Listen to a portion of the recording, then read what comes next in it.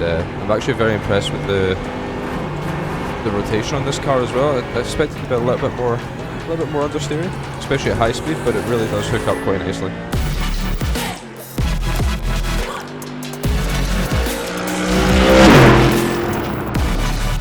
Hi guys, Kevin Ellis Jr. here from the Apex Racing team, and today we're going to be taking a first look at the new Mercedes GT3 Evo, and appropriately we're going to jump on Fuji as well. Of course, it's a new track, so we're going to try the new car on the new track and see how it stacks up against the previous gen.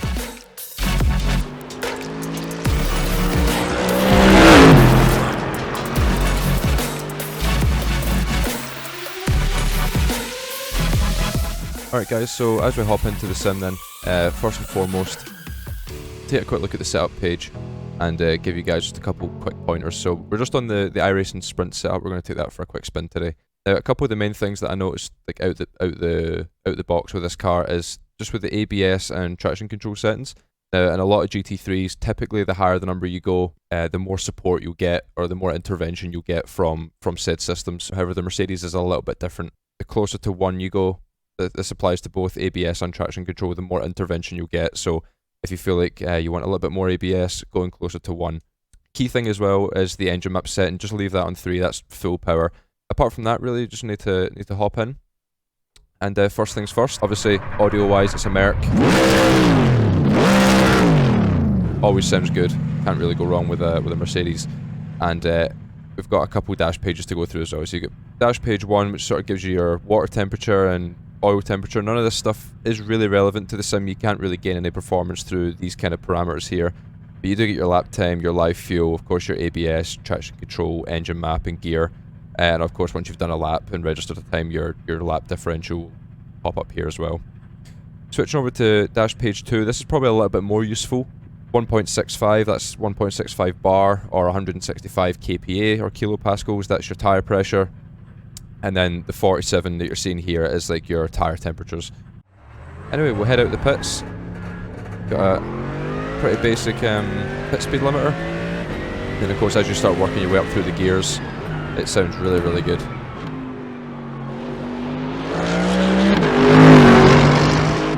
Of course, a little bit different to other GT3s, front engined, so it does drive just a little bit more differently.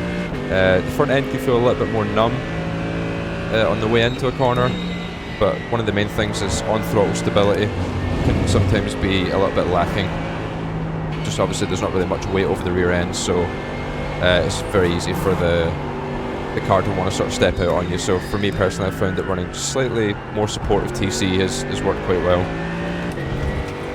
But having a quick look at Fuji as well, we'll quickly go over that. Overall, track feels really good.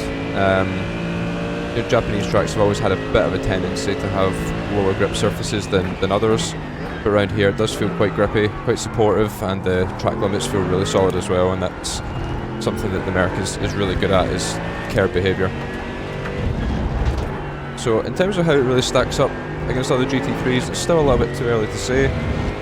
You know, once we sort of sink our teeth in properly and you know, from week to week we start to be able to gauge the car's real strengths and weaknesses.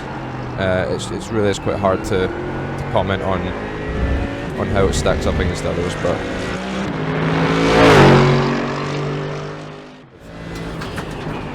can be nice and aggressive on the brakes, really lean into that ABS and use it.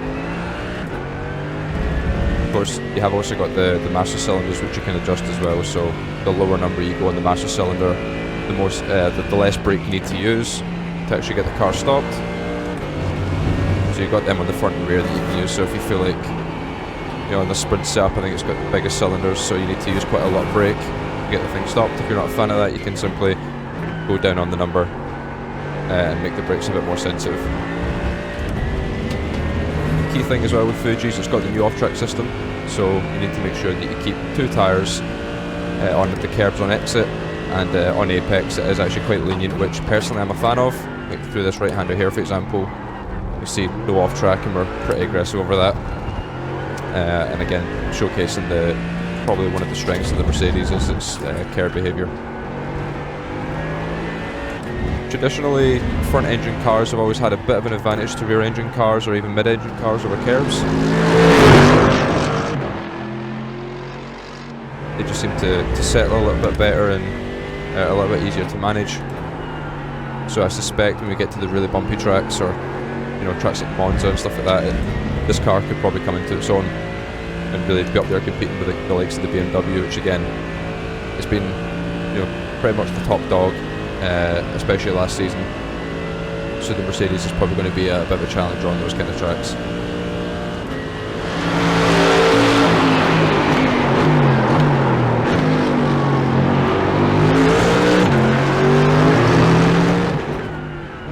Down to first, and again, one main thing I have noticed with this car is first gear is a little bit iffy.